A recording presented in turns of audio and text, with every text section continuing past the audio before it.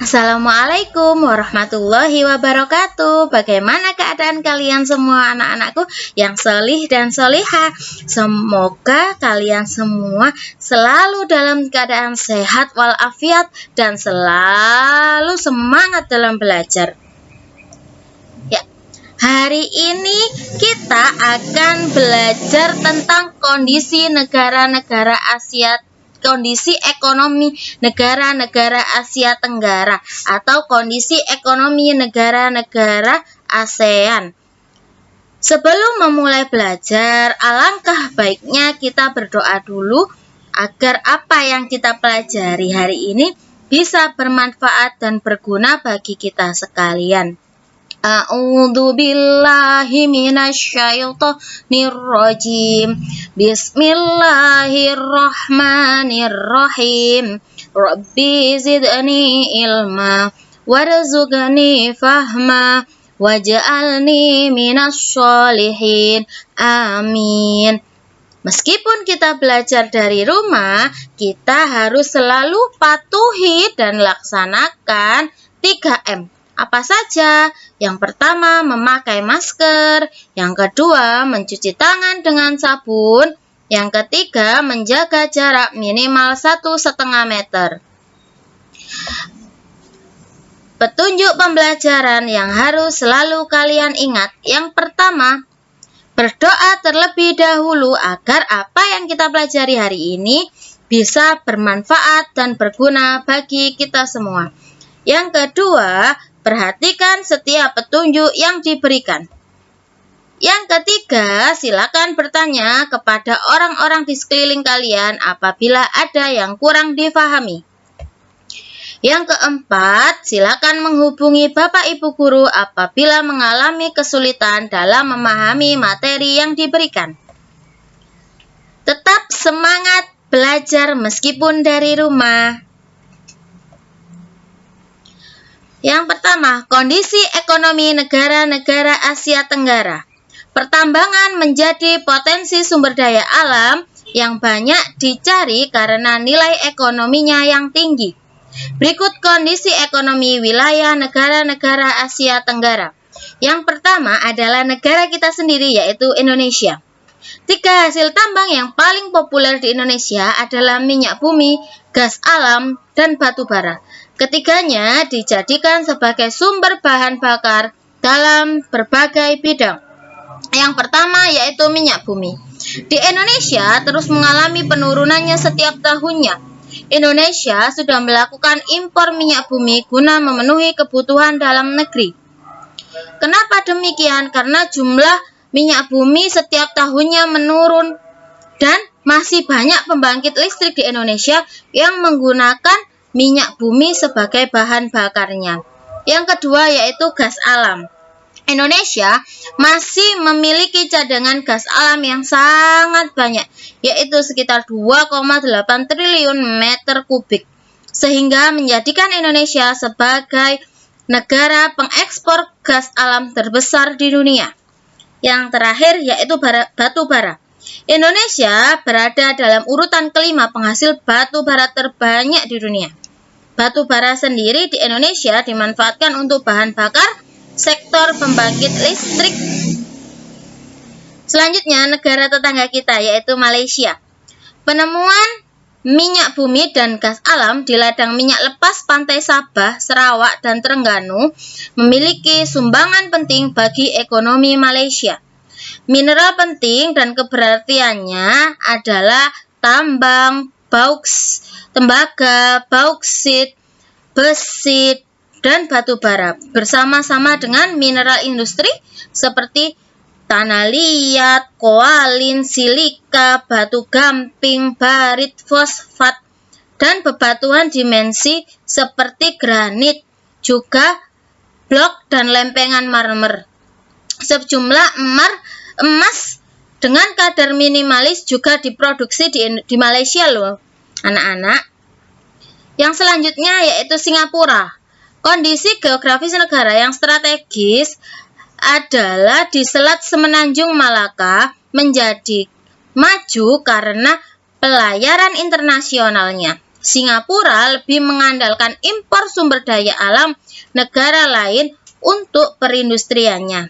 Karena keterbatasan sumber daya alam tersebut, Singapura lebih banyak mengandalkan industri jasa dan perdagangan. Selanjutnya Thailand. Thailand yang dikenal dengan negara gajah putih.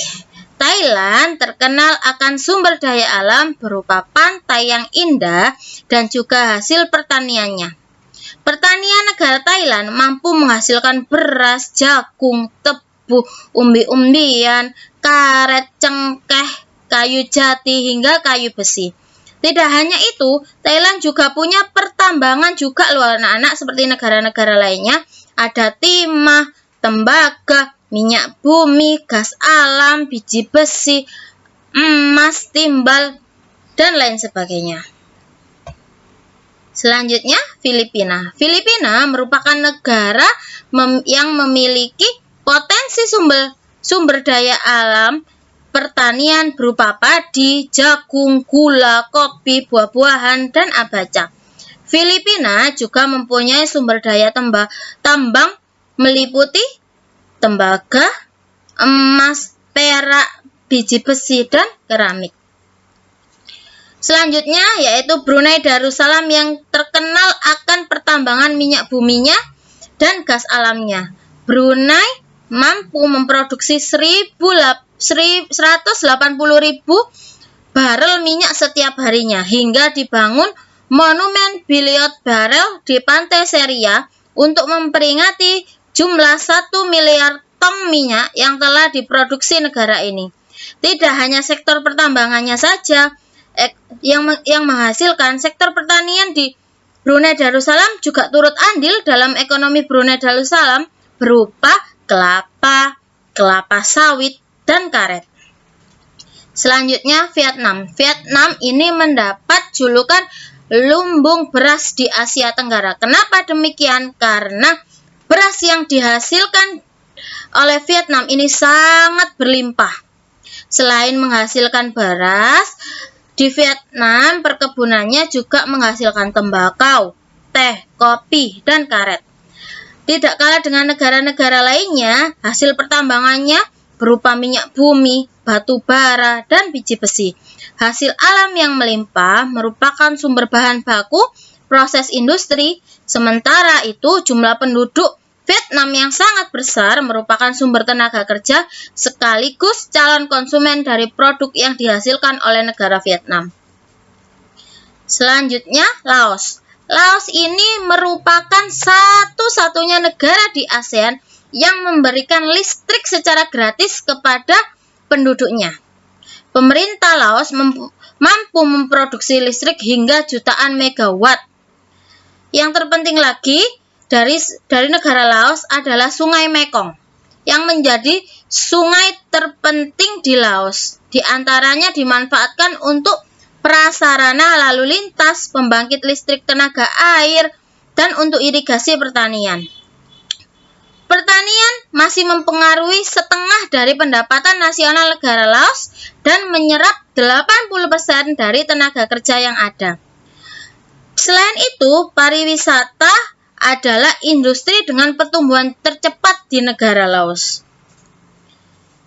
Selanjutnya Myanmar. Negara Myanmar merupakan negara yang kaya akan sumber daya tambangnya, yaitu berupa tembaga, emas, timah, seng, perak, batu bara, gas alam, dan nikel. Tak kalah penting juga sektor pertanian di negara Myanmar, antara lain berupa beras, kacang-kacangan, dan karet. Produk ekspor andalan Myanmar adalah beras, kacang-kacangan, ikan dan udang, bahan mineral, kayu, karet, batu permata, dan gas.